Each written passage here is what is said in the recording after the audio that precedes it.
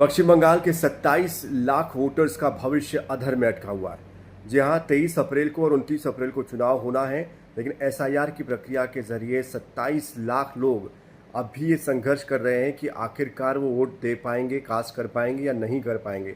इसके लिए do office के बाहर, डीएम ऑफिस के बाहर, बीएलओ ऑफिस के बाहर कतारें लगी हुई है। ऑनलाइन एक दिन में 2 लाख लोगों ने ऑनलाइन अपने जो फॉर्म है वो भेजे हैं और 13 तारीख को ये सुनवाई होनी है। 13 अप्रैल को ये तय हो पाएगा कि इन 27 लाख लोगों का भविष्य क्या होगा।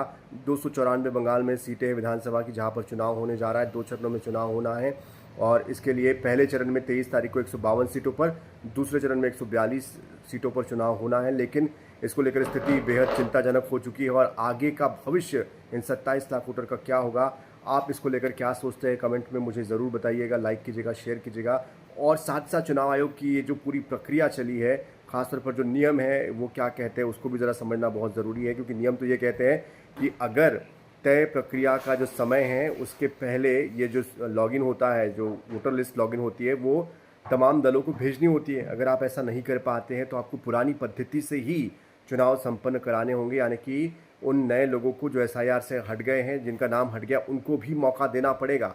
क्योंकि जो धारा कहती है जनप्रतिनिधि अधिनियम की, उसके अनुसार 21(2) और 21(3) ये कहता है कि अगर आप तय समय पर तमाम लोगों के नाम लॉगिन नहीं कर पाते हैं तो आपको पुराने तरीके से ही वोट कास्ट करने की अनुमति लोगों को देनी पड़ेगी। तो ये जो 27 लाख लोग हैं, क्या वाकई में ये वोट दे पाएंगे आने वाले समय में 23 अप्रैल को, या फिर नहीं दे पाएंगे, इसका फैसला 13 अप्रैल को होगा।